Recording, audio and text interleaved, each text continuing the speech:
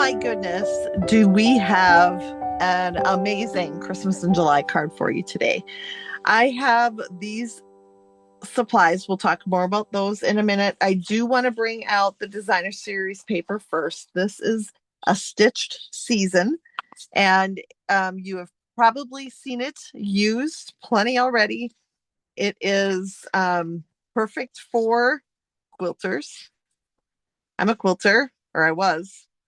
I have been in my past life, and perfect for quilters and just perfect in general for great little Christmas quilty field projects. And these are the three that we're going to use today. And I just want to mention I cut out this tree.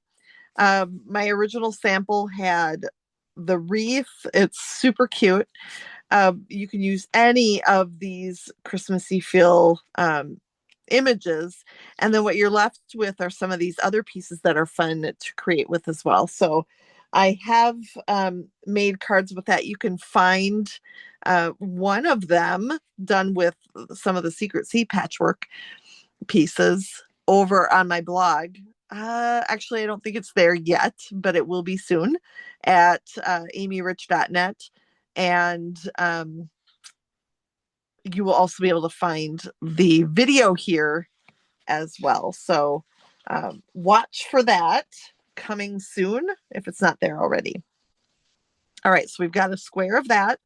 We've got a piece of peaceful pine that is cut.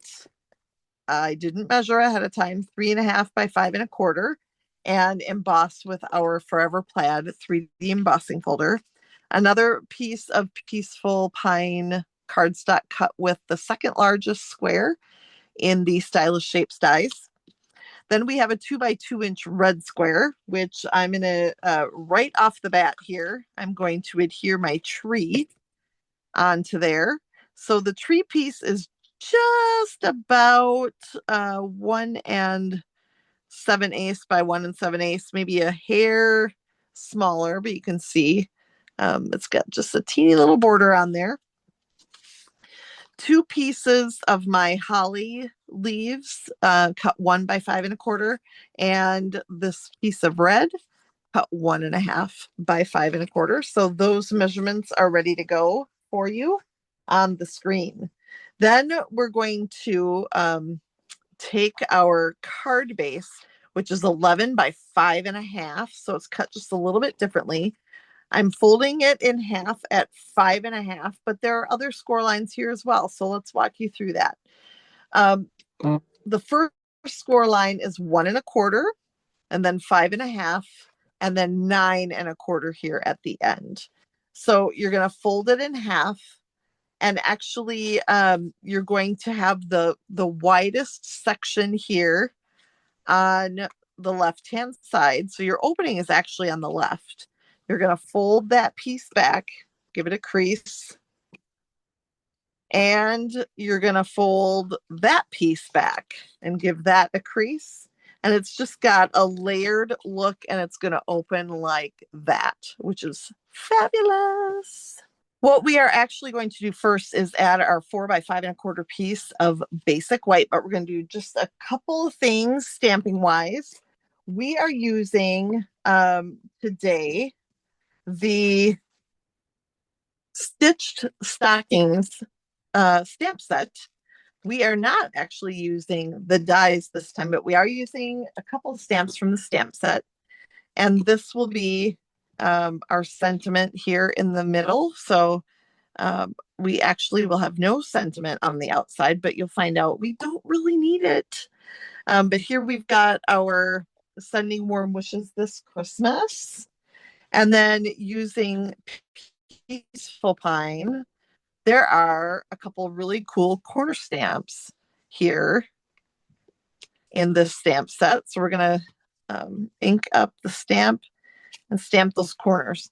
So those corners actually help create quilt blocks, and you can certainly use them that way, but I decided to use them just as corners on the inside of my card. I think it's going to add a lot to the inside.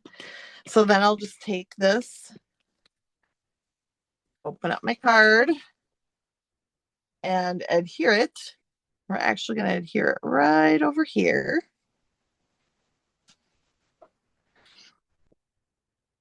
And then on this flap, on both sides, we are going to adhere our holly. So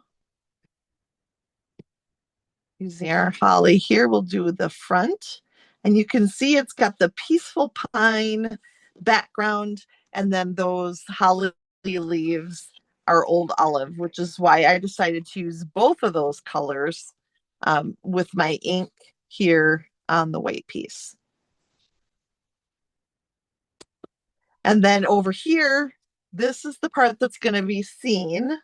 So I'm going to add my red piece, 1.5 by 5.25 is going to go right here.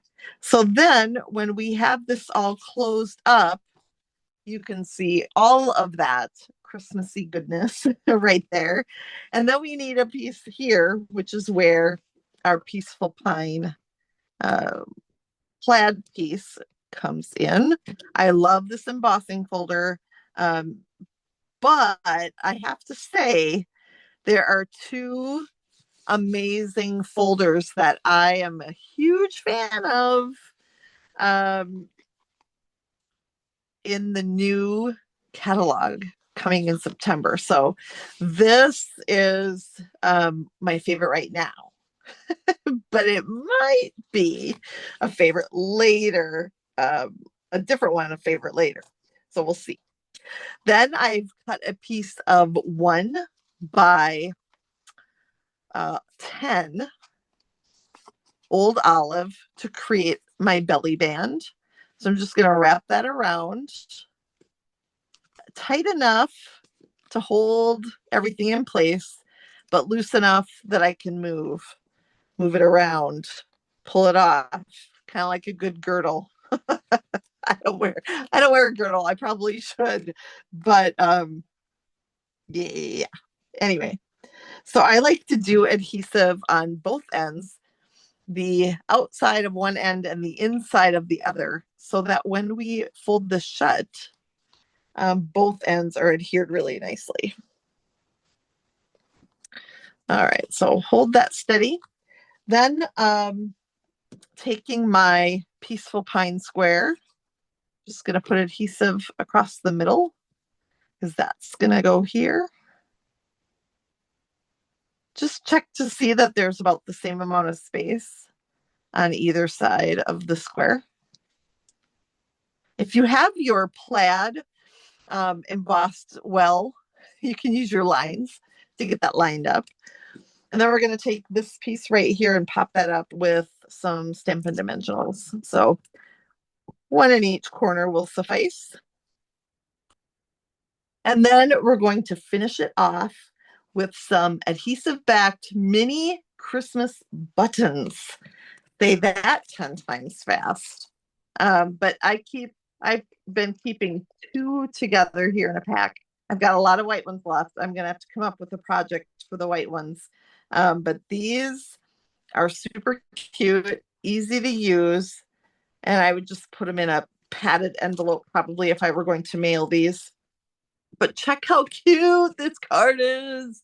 Belly band loose enough to get off, but tight enough to hold everything together, just like a girdle. And then it opens like this. So much fun and a great use of our little quilt squares from our designer series paper. Thanks for joining me for episode 1 of the 2026 Christmas in July video tutorials. I will have at least 1 or 2 more coming, even though it is getting late. We are in the final 10 days or so of July, so I have some work to do. But I hope you enjoy it and create to your heart's content. Make sure to click subscribe so that you don't miss a single video tutorial.